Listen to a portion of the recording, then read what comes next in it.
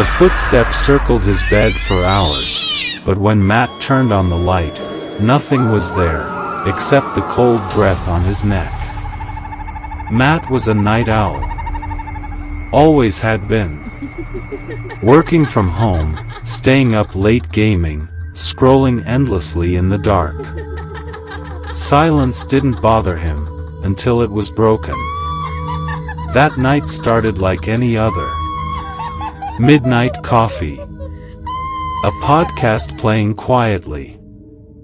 His cat, Shadow, curled up at the foot of the bed. Everything felt normal. Until 2:38 a.m. A sound broke the silence. Footsteps. Soft. Deliberate. Moving slowly across his living room floor. At first, he thought it was Shadow. He often roamed the apartment at night. Matt sat up and called out, "Shadow?" No answer. No meow. Just silence. Then, another step. Louder. Closer. Matt got up, annoyed more than afraid.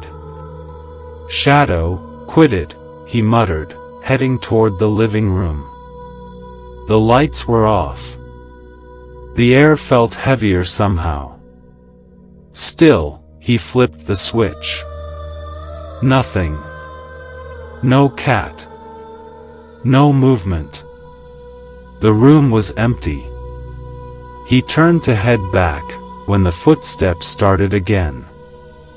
But this time, behind him. He spun around. Empty. He turned off the light and climbed back into bed. That's when things changed. The footsteps didn't stop. They grew louder. Faster. Circling the bed in slow, steady loops. Thump. Thump. Thump. Matt sat frozen, blanket pulled to his chest. Then, the breathing started. Heavy. Ragged. Like something starved of air was just inches away from his ear.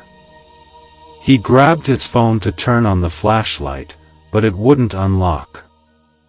The screen glitched, flickered, then died. Then came the whisper. "I'm right behind you."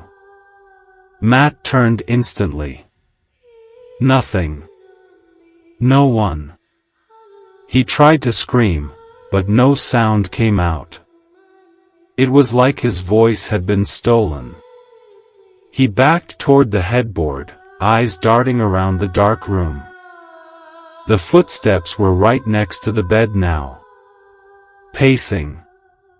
Then, something touched his ankle. Cold. Thin. Like fingers without flesh. Matt bolted upright, flicked the lamp, light flooded the room. Nothing there. But his cat was gone.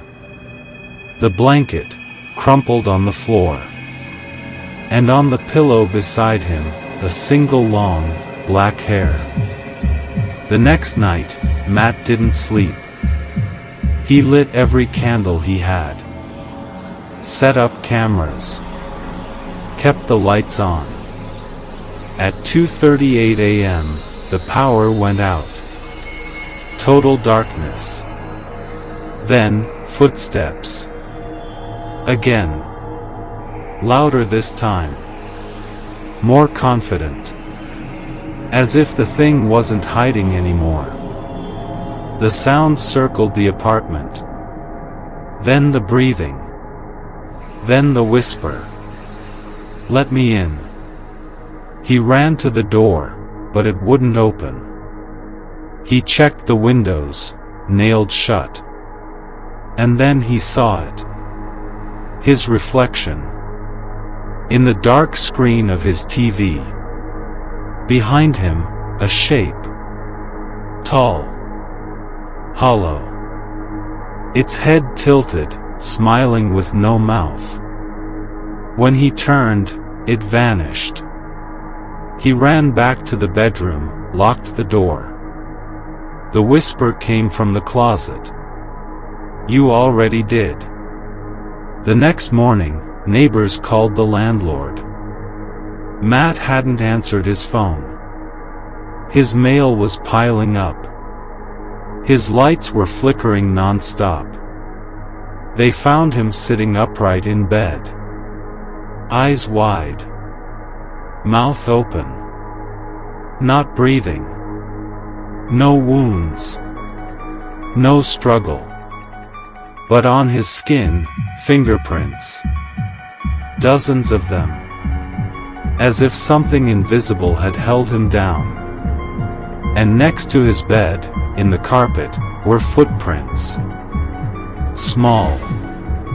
Bare. Burned into the floor. No one lives in that apartment anymore.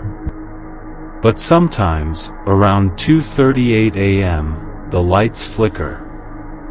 And if you're standing in the hallway, you'll hear footsteps. Slow. Steady.